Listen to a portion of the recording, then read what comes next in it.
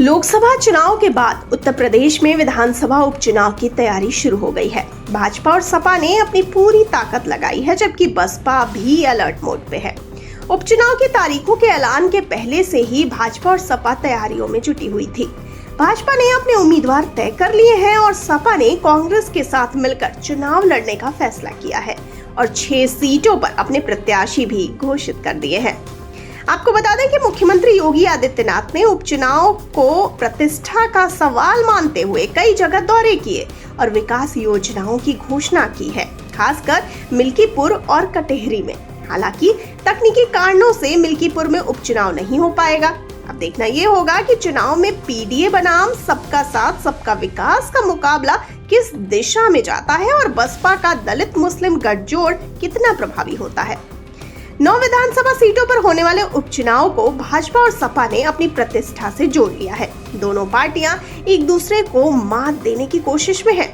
सपा काफी उत्साहित है और उसे अपने पीडीए के भरोसे अधिकतर सीटें जीतने की उम्मीद है। वहीं भाजपा इस चुनाव को लोकसभा चुनाव में मिले झटके से उबरने की कोशिश करेगी।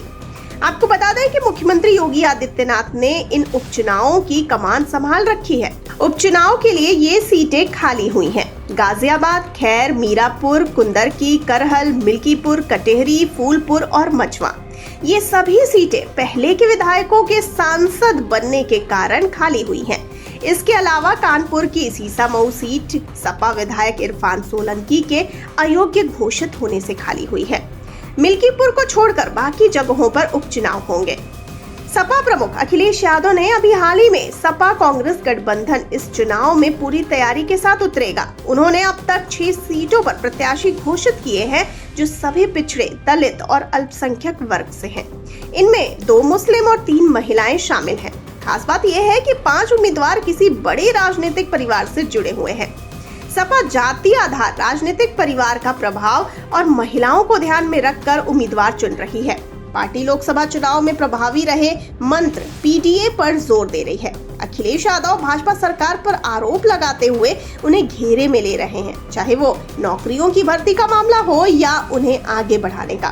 भाजपा के खिलाफ सपा संविधान और आरक्षण बचाने की लड़ाई भी लड़ रही है। आपको बता दें कि कांग्रेस सभी सीटों पर प्रचार में जुटी हुई थी। इसमें कांग्रेस हैरान हो गई, खासकर फूलपुर और मचवा पर, जहां वो खुद दावा कर रही थी। हालांकि सीटों को लेकर कांग्रेस और सपा के बीच कुछ तकरार चल रही है, लेकिन गठबंधन तय है। लोकसभा चुनाव में राहुल गांधी और अखिलेश यादव के बीच अच्छी ट्यूनिंग दिखती है। सपा को पता है कि मुस्लिमों का समर्थन तभी मिलेगा जब वे गठबंधन के तहत चुनाव लड़ेंगे। इसीलिए सपा चुनाव लड़ने के लिए कांग्रेस को साथ लेकर चलने की तैयारी कर रही है।